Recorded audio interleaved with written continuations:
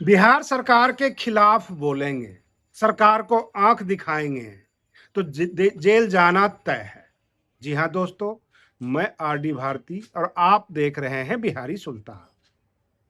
आनंद मोहन, उनके ऊपर एक याचिका लगाई गई उनके खिलाफ, जो उनको माफी मिल गई थी आजीवन कारावास में, वो रिहा हो गए और बाहर घूम रहे हैं। तो उनके खिलाफ सुप्रीम कोर्ट में एक याचिका लगाई गई, सारी सुनवाई पूरी हुई और सुप्रीम कोर्ट ने फैसला सुरक्षित रख लिया है, यानी रिजर्व रख लिया है। आज कल परसों किसी भी दिन वो फैसला सुना सकती है।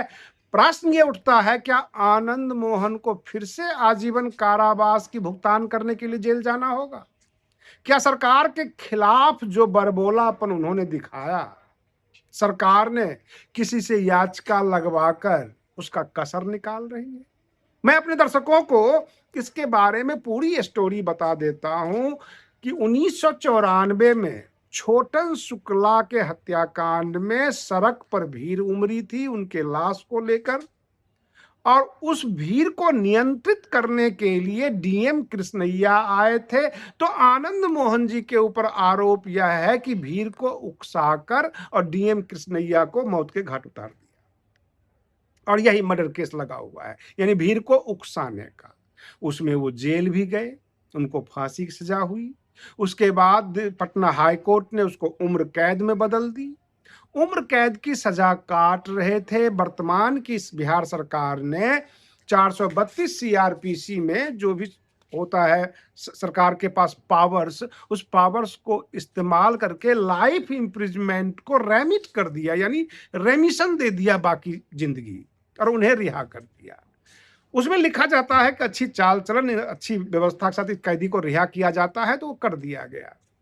अब प्रश्न ये उठता है कि एक पेच उसमें ये फंसा है कि बिहार सरकार 2023 में बिहार के जेल मैनुअल का संशोधन किया 2023 में, और संशोधन करके आनंद मोहन जी को बाहर निकाला गया। आनंद मोहन जी के पुत्र जो है, पहले आरजेडी के विधायक रहे हैं, अभी भी विधायक हैं। तो कहने का तात्पर्य कि आनंद मोहन पहले राजनेता तो थे ही, नेतागिरी तो करते ही थे, राजनीति में थे, और अच्छे बरबोलापन उनको दिखाते हैं, क्षत्रिय समाज को लेकर चलते हैं। लेकिन फिलहाल बिहार में भाजपा की सरकार है। अगर भाजपा की सरकार एक्शन लेती है तो फिर कहेंगे ये सवर्णों के खिलाफ एक्शन ले लिया।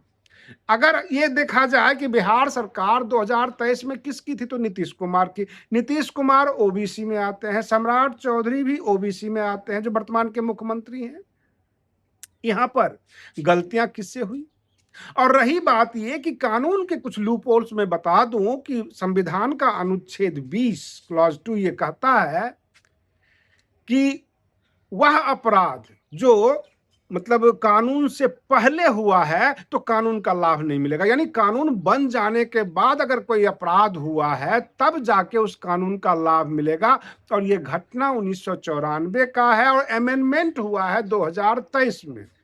तो कुछ कानूनविद ये कह रहे हैं कि 2023 के बाद अगर कोई लाइफ इम्प्रिजमेंट में जाएगा जेल, तो उसके ऊपर लागू होना चाहिए।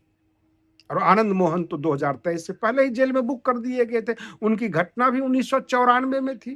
तो जो नीतीश कुमार ने जेल मैनुअल में संशोधन किया था इनकी कैबिनेट ने, और उसको फायदा लेके अगर आनंद मोहन जेल से बाहर आए हैं तो उनको तो जाना पड़ेगा, कानून तो यही कहता है। और इस तरह की चर्चा जोरों पर है। लेकिन सवाल ये उठता है कि जब लोग डिस्कस करते हैं आपस में, तो ये कहते हैं कि जो भाजपा की सरकार है, जो भाजपा है, वह सवर्णों के खिलाफ चलती है, सवर्ण नेताओं के खिलाफ चलती है। मैं एक छोटी सी जानकारी दे दूं कि कांग्रेस के नेता डॉक्टर कन्हैया कुमार जाति से सवर्ण है, भाजपा का विरोध करते हैं और भाजपा उनको जो है टुकड़े टुकड़े गैंग कहती है। उधर वरिष्ठ पत्रकार रवीश कुमार है, वो सत्ता विरोधी हैं, सत्ता के खिलाफ बोलते हैं और हमेशा बोलते रहे हैं। वो जाति से सवर्ण भी हैं और भाजपा के विरोध में बोलते हैं।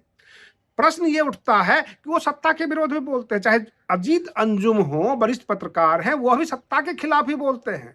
लेकिन लोग ये कहता है ये तमाम जो सवर्ण पत्रकार हैं अथवा नेता हैं ये भाजपा के खिलाफ बोलते हैं। सबसे बड़ी बात यह है कि बिहार के अंदर जो राजनीति होती आई है वो बैकवर्ड फॉरवर्ड की राजनीति होती आई है। अभी बांकीपुर विधानसभा का उपचुनाव चल रहा है, वहां पर जाति विहीन राजनीति हो रही है, वहां बैकवर्ड फॉरवर्ड का खेल नहीं है। क्योंकि कुछ एरिया भी इस टाइप का है, विधानसभा जो है वो काफी बुद्धिजीवी वर्गों का है, पढ़े लिखे लोगों का है, पूरा पूरा विधानसभा।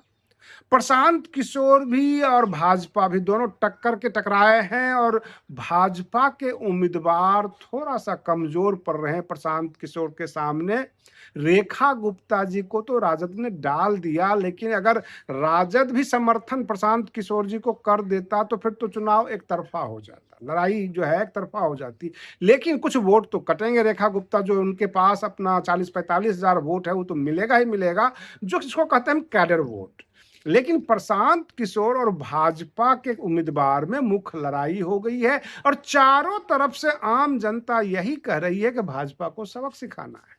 आखिर भाजपा से आम जनता इतनी बेचैन क्यों, परेशान क्यों? हर जगह भाजपा की बुराई होती है, पूरे साल हम रिपोर्टिंग करते हैं और देखते हैं कि हर जगह भाजपा के खिलाफ बोला जाता है और चुनाव में भाजपा चुनाव जीत जाती है। क्या लोग गलत हैं या मशीनरी का दुरुपयोग होता है?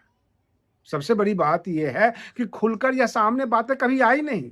पश्चिम बंगाल का चुनाव हुआ, उस चुनाव में बड़ी धांधलेबाजी की खबरें निकल कर आती रही, लोग खबर बनाते रहे, लेकिन भाजपा की सरकार भी बनी, भले ही 4-5 हजार ईवीएम में आग लगी हो यह भी खबर आई, लेकिन वो सब कुछ बाद में शांत हो जाता है। सबसे बड़ी बात यह है कि हमारे देश का जो कानून है, कानून ये कहता है सेकेंड लार्जेस्ट पार्टी को ही वीवीपैट दिखाया जाएगा, सेकेंड लार्जेस्ट पार्टी ही उंगलियां उठा सकती है। तो सवाल ये उठता है कि सत्ता में भाजपा है और विपक्ष जो सेकेंड लार्जेस्ट पार्टी है वो कांग्रेस है। क्या कांग्रेस ये नहीं चाहती है कि भाजपा का शासन खत्म हो, अथवा ये जितना भी समस्या है ये समस्या खत्म हो? कांग्रेस चाहती क्या है? क्या कांग्रेस अगर आ जाएगी तो इसका सुधार होगा, या बारी बारी से कभी भाजपा आएगी कभी कांग्रेस आएगी और यही चलता रहेगा? अगर कांग्रेस ने कुछ गलतियां की सत्ता में आके तो भाजपा चुप रहेगी, भाजपा गलतियां करेगी तो फिर कांग्रेस चुप रहेगी। यानी कुल मिलाकर हमारे देश के अंदर जो है मैच फिक्स है, भाजपा कांग्रेस भाजपा कांग्रेस। जो क्षेत्रीय दल पनप चुका था पूरे देश में, उन दलों ने इन दो पार्टियों की खेल बिगाड़ रखा था और इसलिए जो शुरुआत हुई दिल्ली से, दिल्ली में आम आदमी पार्टी चुनाव हारी, पश्चिम बंगाल में ममता दीदी चुनाव हारी, तो हर जगह से क्षेत्रीय दल को कमजोर किया गया, महाराष्ट्र में शिवसेना को कमजोर किया गया, ताकि दो ही पार्टी पूरे देश में राज करे और बिल्कुल मैच फिक्स हो। आज के लिए बस इतना ही। आप बने रहिए बिहारी सुल्तान चैनल पर, हम फिर मिलते हैं अगले वीडियो में। तब तक के लिए धन्यवाद।